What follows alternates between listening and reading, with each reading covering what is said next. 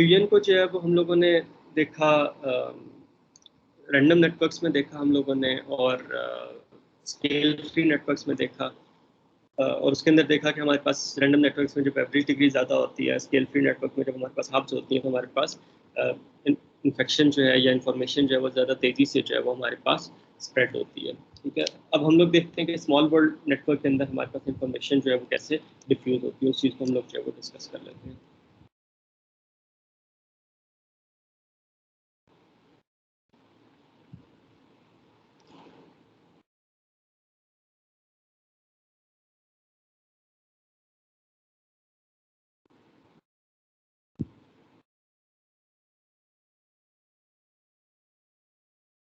Okay, जो हमारे पास network है इसके अंदर रीवायरिंग प्रोबेबिलिटी पी हम लोगों ने 0.05 सेट की हुई है। That means we will have enough shortcuts.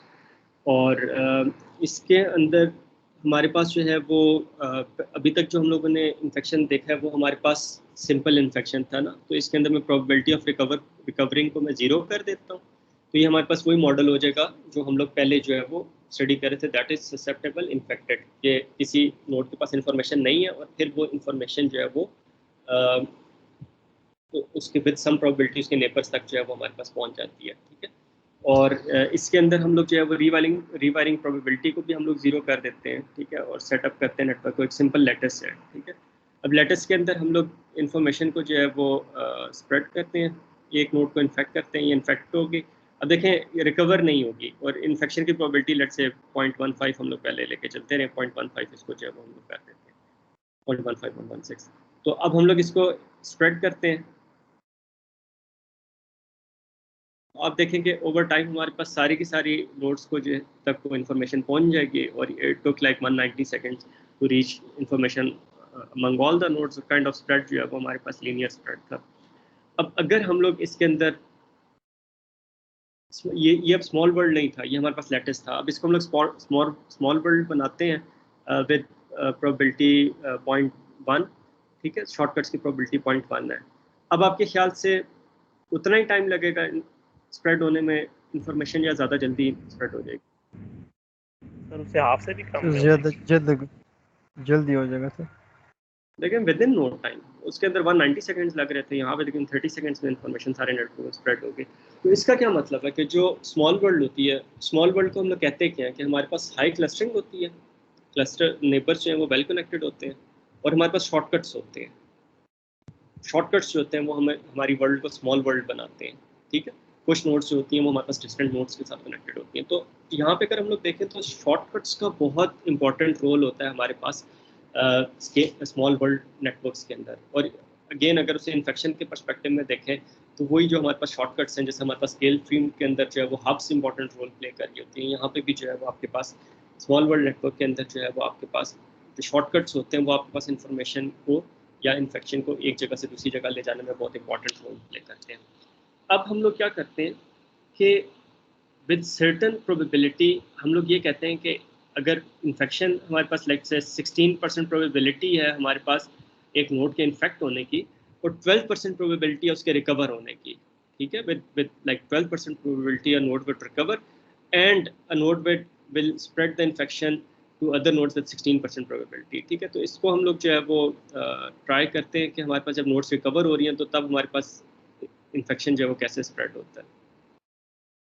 ठीक है, तो ये हमारे पास कभी भी इक्विलिब्रियम नहीं होगा, हमारे पास सारी की सारी नोड्स इस पर्टिकुलर केस में इन्फेक्टेड या अनइन्फेक्टेड नहीं होंगी। ये हमारे पास इसी तरीके से जो है वो ये चीज़ चलती रहेगी कि नोड्स जो है हमारे पास इन्फेक्ट हो रही हैं और नोड्स जो है हमारे पास रिकवर कर रही हैं। लेकिन क्योंकि हमारे पास इन्फेक्शन की प्रोबेबिलिटी रिकवरी की प्रोबेबिलिटी से हमारे पास ज़्यादा है, तो हमारे पास जो है वो ज़्यादातर नोड्स हमारे पास इन्फेक्ट हो जाती हैं और विद सम प्रोबेबिलिटी कुछ नोड्स जो है वो रिकवर करती जाएंगी। लेकिन अगर हम लोग रिकवरी की प्रोबेबिलिटी जो है वो बढ़ा दें इन्फेक्शन की प्रोबेबिलिटी से, फिर क्या होगा? ठीक है, तो फिर इसका अपोजिट सिनेरियो बन जाएगा।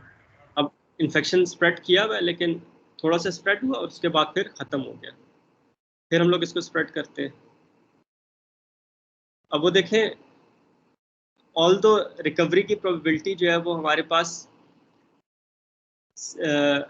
इन्फेक्शन की प्रोबेबिलिटी से ज़्यादा है। ठीक है, लेकिन क्या हुआ हमारे पास जो फर्स्ट हमारे पास रन था उसके अंदर शॉर्टकट्स इंगेज नहीं हुए थे। शॉर्टकट तक पहुंचने से पहले हमारे पास वो लोकली जो इन्फेक्शन था वो ख़त्म हो गया था। लेकिन इस रन के अंदर क्या हुआ कि वो इन्फेक्शन शॉर्टकट्स तक पहुंच गया, शॉर्टकट्स के थ्रू नेटवर्क के दूसरे हिस्सों में पहुंच गया।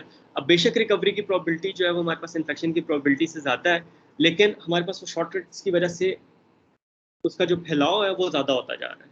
ठीक है, और इस वजह से हमारे पास जो है वो नोड्स जो है वो हमारे पास इन्फेक्टेड रह रही हैं और the infection is not ending.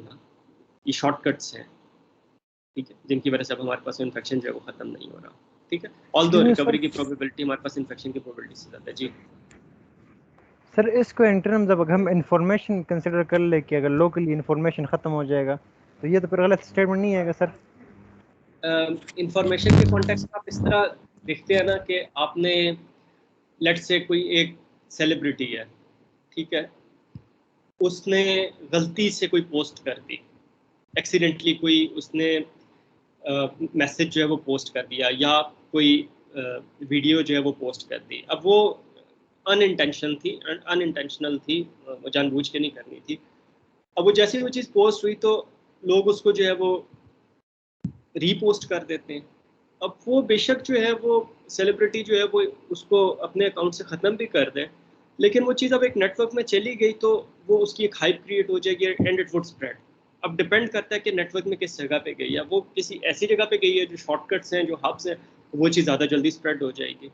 ठीक है, हो सकता है कि ओवर टाइम लोगों का उसमें इंटरेस्ट खत्म हो जाए और एवरीबडी फॉरगेट्स अबाउट इट ना। जिस तरह हम लोगों की शॉर्ट टर्म मेमोरी है एज अ नेशन, तो हम लोग जो है वो चीज़ों को भूल भी जल्दी जाते हैं।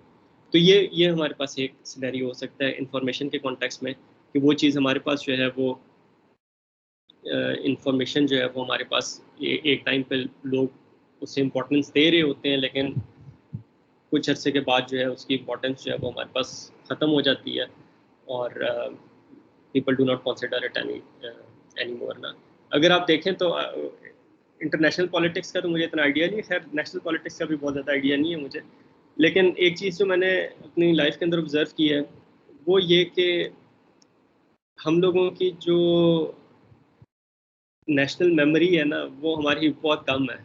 आप देखें कि आपके पास जो है वो कोई पॉलिटिशियंस आएंगे, 3-4 साल जो है वो गलत पॉलिसीज़ बनाते रहेंगे, ठीक है, गलत एक्शंस करते रहेंगे। आखिरी साल के अंदर जो है ना वो आके बिजली भी पूरी कर देंगे, सड़कें भी बनाना शुरू कर देंगे, बाकी मसले भी जो है उनमें फोकस करेंगे। तो वो जो हमारी कौम है ना वो पहले जो 4 साढ़े 4 साल है उनको भूल जाएंगे और आखिरी जो आपके पास साल या 6 महीने हैं उसकी बेस पे कहेंगे हाँ यार ये तो बड़े अच्छे लोग हैं। इसलिए जो कुछ उन्होंने किया होगा सब चीज़ को भूल जाएंगे और वो 6 महीने की बेस पे वो डिसाइड करेंगे। और जैसे ही जो है हमारे अनफॉर्चुनेटली पॉलिटिकल सिस्टम इस तरह, पॉलिटिशियन हमारे पास जैसे पावर में आएंगे फिर उसके बाद वो क्या करेंगे, वही करना शुरू कर देंगे जो उनके अपने इंटरेस्ट है, फॉर्म को भूल जाएंगे। फिर आखिरी साल 6 महीने के अंदर जो है वो आपके पास दोबारा से जो है वो वोट लेने चले जाएंगे लोगों में। तो हमारी बहुत कम लोग हैं जो लॉन्ग टर्म देखते हैं कि यार लॉन्ग टर्म में हमारे पास कौन सा बंदा जो है वो हमारे लिए ज़्यादा यूज़फुल है, कौन सा बंदा जो है वो मुल्क के लिए ज़्यादा बेहतर है।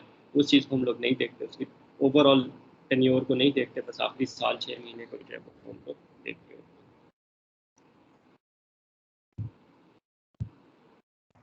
पर आपने तो सारे पॉलिटिक्स के क्रक्स बता दिए। अनफॉर्चुनेट है ना, इस तरह होता है।